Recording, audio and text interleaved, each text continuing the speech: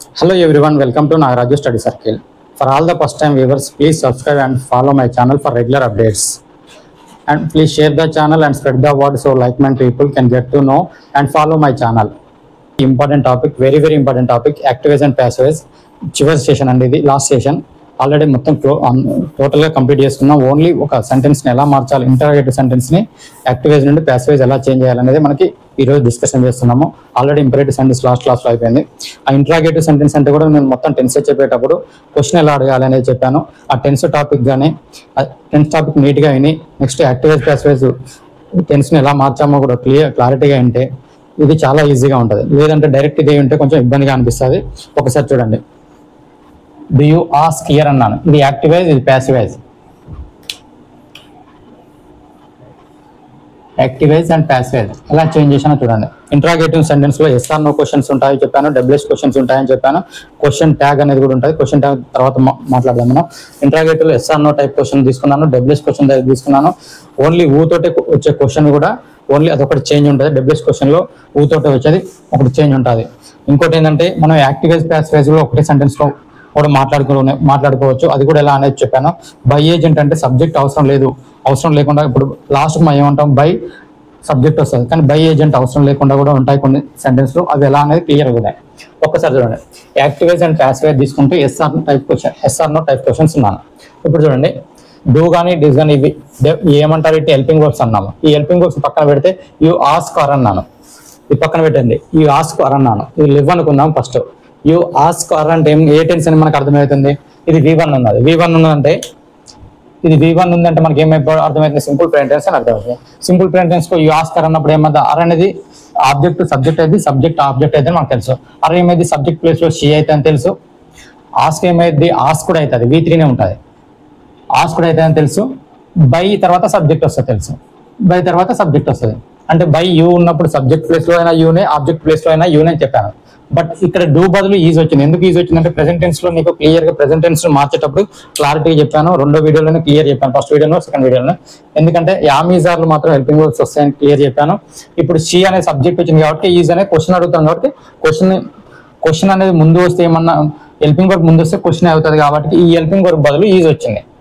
Okay, అదే present tense లో యామిజార్లు వస్తాయి. యామిజార్లు కూడా సబ్జెక్ట్ బట్టి యామ్ వస్తుందా, ఈజ్ వస్తుందా, ఆర్ వస్తుందా అనేది క్లియర్ గా తెలుసు మనకి. ఇప్పుడు ఆర్ బదులు ఏముంది, మీ అని వచ్చేది అనుకో, ఇక్కడ ఐ వచ్చేది. ఐ ఆస్క్డ్ బై యూ అన్నది. ఐ అంటే ఏమైంది, ఇక్కడ యామ్ వచ్చేది ఉండే. ఇప్పుడు అర్ కాకుండా యూ అన్నది అనుకో, ఇక్కడ యూ ఉందంటే ఏమైంది, ఇక్కడ కూడా యూనే వస్తుంది కదా. యూ వస్తే ఏమైంది, are you asked by you, లేదు సారీ దే రాస్తాను, దే వచ్చింది అనుకో, are they asked by you అని వస్తుంది. అంటే ఈ హెల్పింగ్ వర్బ్స్ ఎట్లా చేంజ్ అయితే మనకి ఇక్కడ సబ్జెక్ట్ని బట్టి చేంజ్ అయితే అది టెన్సెస్ టాపిక్ క్లియర్గా అంటే క్లారిటీగా వస్తుంది. ఓకే, ఇప్పుడు డిడ్ వాడుతున్నాను. ఇప్పుడు డిడ్ పక్కన పెడితే దే సింగ్ సాంగ్స్ అన్నాను. డిడ్ వాడాం కాబట్టి సింగ్ V1 వచ్చింది. ఇప్పుడు డిడ్ అనేది ఏంటి, మనకు పాస్ట్ టెన్స్ కాబట్టి మనకు పాస్ట్ యొక్క వర్క్ ఫార్మ్స్ ఏంటి, బీ ఫార్మ్స్. సింపుల్ పాస్ట్ అని తెలుస్తుంది డిడ్ కాబట్టి. సింపుల్ పాస్ట్ లో మనం యాక్టివేజ్ నుండి ప్యాసివేజ్ మార్చేటప్పుడు వాజ్ కానీ వర్ కానీ అనే బీ ఫార్మ్ తీసుకుంటామని క్లియర్గా చెప్పాను. అప్పుడు ఈ డిడ్ బదులు ఏమైతే వాజ్ అన్న రావాలి, వర్ అన్న రావాలి. ఇక్కడ సాంగ్స్ అని ఉన్నది కదా, సాంగ్స్ అనేది ఏంటి ప్లూరల్ కాబట్టి వర్ వస్తుంది. ఇప్పుడు చూడండి, వర్ సాంగ్స్ ఎందుకంటే సబ్జెక్ట్ ఆబ్జెక్ట్ అయితే, ఆబ్జెక్ట్ సబ్జెక్ట్ అయితే. సాంగ్స్ సంగ్ బై దెమ్ అన్నాను.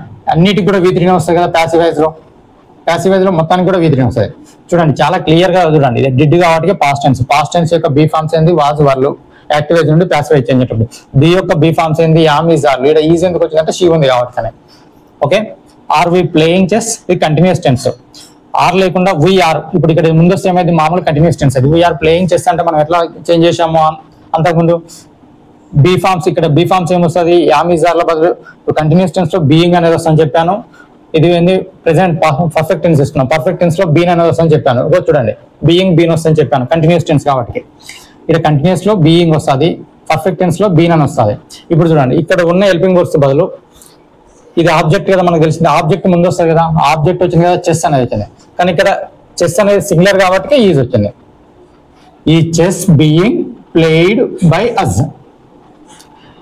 బీయింగ్ తర్వాత ఏమంటే V3 రావాలి కదా, ఎక్కడైనా మెయిన్ వర్బ్ ఎక్కడైనా V3 రావాలి కదా, బై అస్ ఎట్లా వచ్చింది. వీ కనుక సబ్జెక్ట్ ప్లేస్ లో ఉంటే వీ, ఆబ్జెక్ట్ ప్లేస్ లో పోతే అస్ అని చెప్పాను. Have you noted the address, నీకు అడ్రస్ నోటెడ్ ఉందా అంటే గ్రహించావా, గమనించావా అని అర్థం. అయితే has the address been noted by her అన్నాను. ఇది ఎలా రాసాం చూడండి.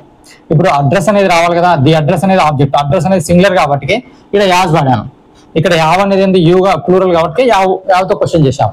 ఈ యాజ్ నోటెడ్ అంటే ఇది V3. ఈ V3 కానీ ఇది ఏం టెన్స్, ఇది యావ్ ఈజ్ ఆర్ లో పర్ఫెక్ట్ టెన్స్. పర్ఫెక్ట్ టెన్స్ లో బీ ఫార్మ్స్ వస్తాయి, బీన్ అని వస్తుంది. బీన్ వచ్చింది కదా, బీన్ తర్వాత నోటెడ్ వచ్చింది, as the address been noted by, ఇక్కడ యూనే ఉంది కాబట్టి యూనే వస్తుంది బై యూ. Okay, clear. ఇప్పుడు చూడండి, ఇప్పటి వరకు మనం ఏం చేసినాం అంటే ఇది ఎస్ ఆర్ నో క్వశ్చన్. ఎప్పుడైనా హెల్పింగ్ వర్డ్స్ క్వశ్చన్ అడుగుతున్నాం అంటే అది ఎస్ ఆర్ నో క్వశ్చన్ అంటాం. Are you going to school today? Yes అయితే ఎస్, నో అయితే నో చెప్తాం. Why are you going to school అంటే ఎందుకు పోతున్నావు అంటే అప్పుడు నువ్వు ఒక స్టేట్మెంట్ ఇస్తావు. లేదా డబ్ల్యూహెచ్ క్వశ్చన్ తో మనం క్వశ్చన్ చేస్తున్నాం అంటే అది ఎస్ ఆర్ నో క్వశ్చన్ మాత్రమే అంటాం. ఎందుకంటే అయితే నువ్వు ఆన్సర్ ఎస్ అయినా నో అని ఇస్తాం. అదే డబ్ల్యూహెచ్ తో క్వశ్చన్ తో ఇచ్చినాం అనుకోండి, నువ్వు ఒక స్టేట్మెంట్ రూపంలో చెప్తాం. దాన్ని డబ్ల్యూహెచ్ క్వశ్చన్స్ అంటాము. ఇప్పుడు చూడండి, can I help you? Can అనేది ఏంటంటే మోడల్ వర్బ్స్. ఈ మోడల్ వర్బ్స్ కూడా కెన్ తర్వాత మోడల్ వర్బ్స్ కి బి వస్తుందని చెప్పాను. చూడండి, ఐ హెల్ప్ యూ అన్నాను. ఐ హెల్ప్ అంటే ఇది V1 కదా, యూ అనేది ముందు వస్తుంది కదా. యూ వచ్చినప్పుడు కెన్ కు కెన్నే ఉంటుంది. కెన్ యూ హెల్ప్డ్ ఏమవుతుంది? బి ఫామ్ వస్తుంది చెప్పాను. బి హెల్ప్డ్ V3 కదా, బి హెల్ప్డ్ బై మీ అవుతుంది. టెన్సెస్ లో ఎలా చేంజ్ చేసామో active voice passive voice same అంతే ఉంటుంది. హెల్పింగ్ వర్బ్స్ ఏమైనా చేంజ్ అవుతున్నాయో చూసుకుంటాం అంతే. నెక్స్ట్ ఇప్పుడు డబ్ల్యూహెచ్ క్వశ్చన్ మీదకి వద్దాము. ఇప్పుడు డబ్ల్యూహెచ్ క్వశ్చన్ చెప్తున్నాను కదా, డబ్ల్యూహెచ్ క్వశ్చన్ మీదకి వస్తే why do they explain it అన్నాడు. ఎందుకు అది ఎక్స్ప్లెయిన్ చేశావు అని అడుగుతున్నాడు. వాళ్ళు ఎందుకు ఎక్స్ప్లెయిన్ చేశారో అంటున్నారు. అంటే ఇప్పుడు డబ్ల్యూహెచ్ క్వశ్చన్ లో ఏది ఉన్నా కానీ డబ్ల్యూహెచ్ క్వశ్చన్ చేంజ్ కాదండి. వై ఉంటే వయ్యే, వెన్ ఉంటే వెన్నే, వేరుంటే వేరే. అలాగే సేమ్ డబ్ల్యూహెచ్ క్వశ్చన్ అదే ఉంటుంది. కానీ ఇక్కడ డూ ఫామ్ వచ్చిందంటే ఇది ఏ టెన్స్ అన్నట్టు? Present tense. ప్రెసెంట్ టెన్స్ లో ప్రెసెంట్ లో సింపుల్ ప్రెసెంట్ టెన్స్ అన్నట్టు. సింపుల్ ప్రెసెంట్ టెన్స్ లో మళ్ళీ నువ్వు ప్యాసివ్ వైజ్ మాడితే ఏ హెల్పింగ్ వర్బ్స్ వస్తాయి? యామిజార్లు వస్తాయి. యామిజార్లు కూడా దేన్ని అనుసరిస్తాయి? ఇప్పుడు ఇక ఇట్ అనే ఆబ్జెక్ట్ ఉంది, ఆబ్జెక్ట్ ముందుకు వస్తుంది కదా, ఇట్టుకు ఏమొస్తుంది అని చెప్పాను, ఈజ్ వస్తాను. Why is it? ఎక్స్ప్లెయిన్ బదులు ఏమవుతుంది? ఎక్స్ప్లెయిన్డ్ అవుతుంది, V3 అవుతుంది. ఎక్స్ప్లెయిన్డ్ బై దెమ్ అవుతుంది. ఇది సబ్జెక్ట్ ఏమైతే ఇటు ఆబ్జెక్ట్ పోతుంది కదా, బై దెమ్. దే ఏమైతుంది? దెమ్ అవుతుంది. ఇప్పుడు చూడండి, when did he eat fruits? నువ్వు ఎప్పుడు ఫ్రూట్స్ తిన్నావు అని అన్నట్టు. ఈ వెన్ కానీ డబ్ల్యూహెచ్ క్వశ్చన్ లో వెన్ ఉన్నా కానీ అది మారదు, వెన్నే వస్తుంది. బట్ ఇక్కడ డిడ్ వచ్చింది. డిడ్ అంటే ఏంటి? Past tense. పాస్ట్ కూడా సింపుల్ పాస్ట్. సింపుల్ పాస్ట్ అన్నప్పుడు ఇక్కడ డిడ్ ని కానీ లేదా సింపుల్ పాస్ట్ ని ప్యాసివ్ వైజ్ లో మార్చేటప్పుడు హెల్పింగ్ వర్బ్స్ ఏమైతే వాజ్ లేదా వర్ తీసుకుంటాం. ఆ వాజ్ వల్లనే ఇక్కడ వాడాలి. వాజ్ వర్ ఎక్కడ డిపెండ్ అయి ఉంటుంది? ఇక్కడ ఉన్న ఆబ్జెక్ట్ మీద డిపెండ్ అయి ఉంటుంది. వాజ్ తీసుకోవాలన్నా ఏది తీసుకోవాలన్నా. ఈ ఆబ్జెక్ట్ ఏముంది? ప్లూరల్ ఉంది. ప్లూరల్ ఉంది కాబట్టి వాజ్ తీసుకుంటాం, వర్ తీసుకుంటాం. When were fruits, object plural కాబట్టి ప్లూరల్ వర్బే వస్తుంది. ప్లూరల్ వర్బ్ ఏంది? Were. When were fruits eaten. Eaten అంటే V3 కదా, ఈట్ బదులు ఏమైతే ఈటెన్ V3 బై ఈ ఉన్నది కాబట్టి బై హిమ్ అయిపోద్ది. Okay, clear. Next, where are you teaching them? వాళ్ళకు నువ్వు ఎక్కడ టీచింగ్ చేస్తున్నావు అని చెప్తున్నాడు. అంటే చూడండి, ఎప్పుడైనా వేరు కూడా వేరు సేమ్ ఉంటుంది కదా. దెమ్ అంటే ఏంది? ఆబ్జెక్ట్ అనేది సబ్జెక్ట్ లోకి వస్తే దే అవుతుంది. దే బదులు ఏమవుతుంది? ఆర్ వస్తుందా? ఏమొస్తుంది? ఇందులో కూడా కంటిన్యూస్ లో ఆరే వస్తుంది కదా. దే కూడా they, where are they. Being ఎందుకు వచ్చింది? కంటిన్యూస్ టెన్స్ కాబట్టి బీయింగ్ తర్వాత V3 రావాలిగా. టీచ్ కు talk by you. By you ఎందుకు వచ్చింది? సబ్జెక్ట్ యూనే కాబట్టి అక్కడ కూడా యూ చేంజ్ కాదు. ఓకే, ఇక్కడ కొంచెం జాగ్రత్త చూడండి. ఊ అంటే సబ్జెక్ట్ ప్లేస్ లో ఊ వచ్చింది అనుకో, బై ఊమ్ వస్తుంది. ఎందుకంటే ఊ బదులు ఒక సబ్జెక్ట్ బదులే ఊ తీసుకుంటాం. బై ఊమ్ అంటే దాని ద్వారా అని వస్తుంది. చూడండి, ఊ కిల్లుడ్ ద స్నేక్. స్నేక్ ని ఎవరు చంపారు? కిల్లుడ్ అంటే ఏంది? V2 కదా. V2 అంటే ఫాస్ట్ టెన్స్. ఫాస్ట్ ఏంటి? Simple past. సింపుల్ పాస్ట్ లో మనకు వాజ్ వర్లు వస్తాయని తెలుసు. By whom was the snake was killed అన్నాను. చూడండి, ఊ బదులు బై ఊమ్ వస్తుంది.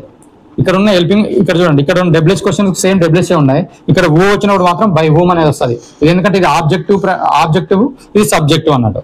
అంటే సబ్జెక్ట్ ప్లేస్ లో ఊ ఎప్పుడు వచ్చినా కానీ సబ్జెక్ట్ బదులు ఊ వాడతాము, ఆబ్జెక్ట్ బదులు ఊమ్ వాడతాం. ఓకే, ఊ కిల్లుడ్ ద స్నేక్ అన్నాను. ఊ కిల్లుడ్ ద స్నేక్ అంటే ది స్నేక్ అనేది ముందు వస్తుంది. ఊ బదులు ఏమైతే? By um. ద స్నేక్ అనేది సింగులర్ కాబట్టి ఊ వాజ్ ద స్నేక్ కిల్లుడ్. కిల్లుడ్ అంటే ఏంది? V3 కదా. కిల్లుడ్. ఊ విల్ సింగ్ ఏ సాంగ్ అంటే ఫ్యూచర్ టెన్స్ తీసుకున్నాను. ఒకటి పాస్ట్ తీసుకున్నాను, ఒక ఫ్యూచర్ తీసుకున్నాను.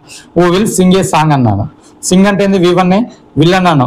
విల్ అనేది కూడా మోడల్ వర్బ్ అవ్వచ్చు. ప్రెసెంట్ మనకు విల్ బి అనేది వస్తుంది. నెక్స్ట్ విల్ బదులు విల్ బి వస్తుంది. ఊ రాస్తున్నాను కదా, ఊ బదులు ఏమైతే? బై హూమ్ అవుతుంది.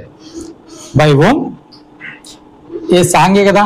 ఈ సాంగ్ ఏమనాలి? విల్లే కదా. ఇక్కడ will a song, be Sung.